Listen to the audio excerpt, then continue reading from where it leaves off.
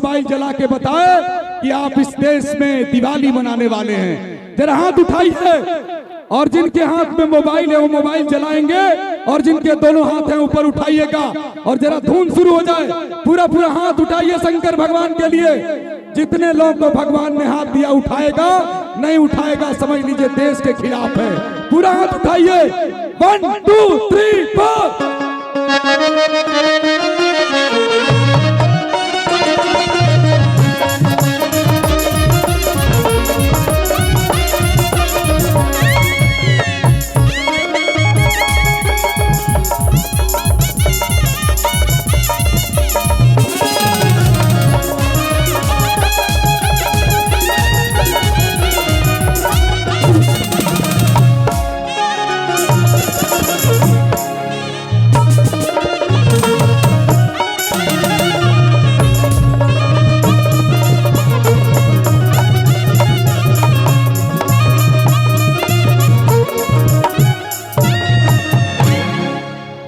सभी सरस्वती भाई पुत्र कलाकार जो हैं उन लोगों को मेरा सादर प्रणाम, और हनुमान जी के चरणों में बारंबार कोटि कोटि प्रणाम।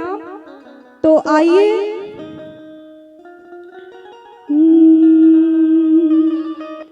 वक्रतुंड महाकाय सूर्यकोटि समप्रभा निर्विघ्नं कुरु मे देवा सर्वकार्येषु सर्वदा।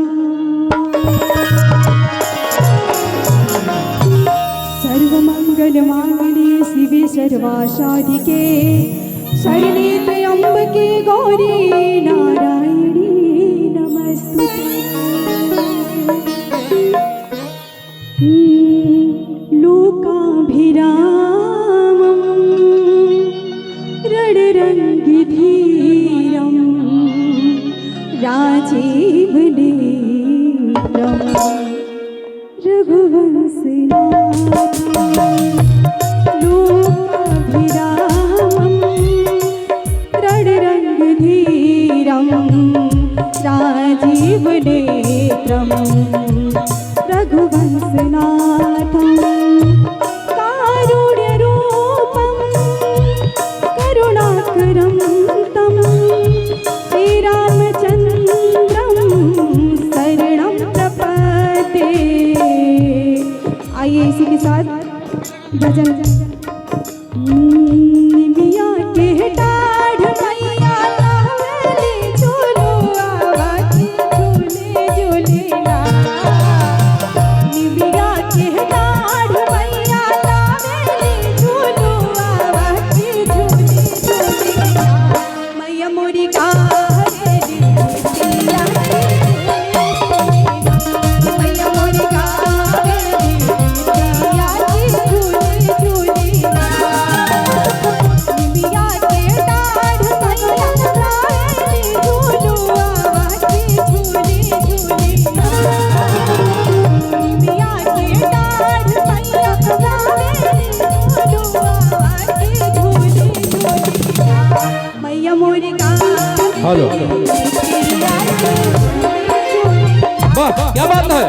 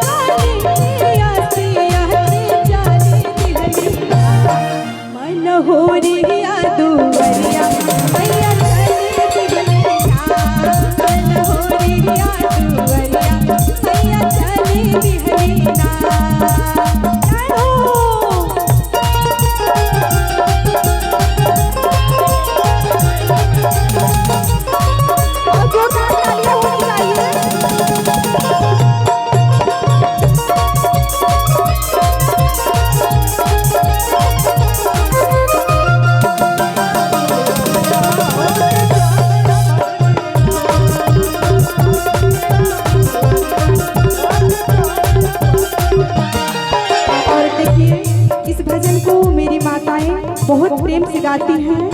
तो देखिए, जब मैया को प्यास लगी है तो मैया मालिन के घर जाती है और मालिन से कहती है, सूतल बाड़ो की जागल ये मालिन मुदई कना।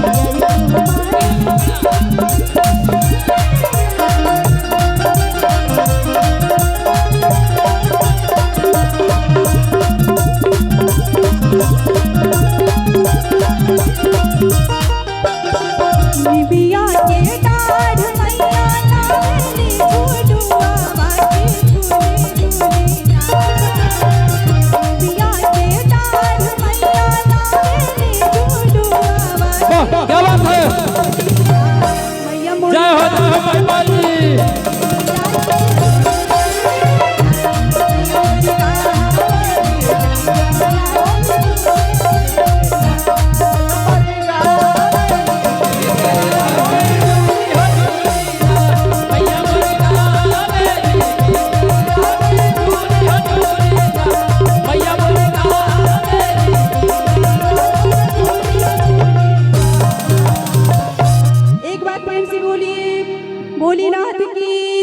कुछ ही क्षणों में आप लोगों के बीच समर सिंह आ रहे हैं।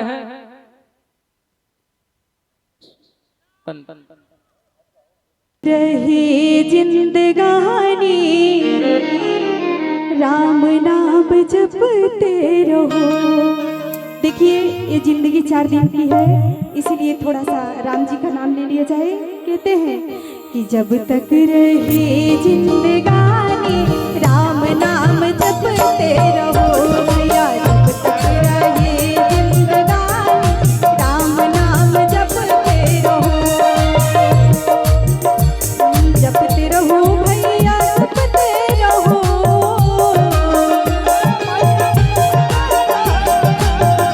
जपते रहो भैया, जपते रहो। जब तक रहे जिंदगानी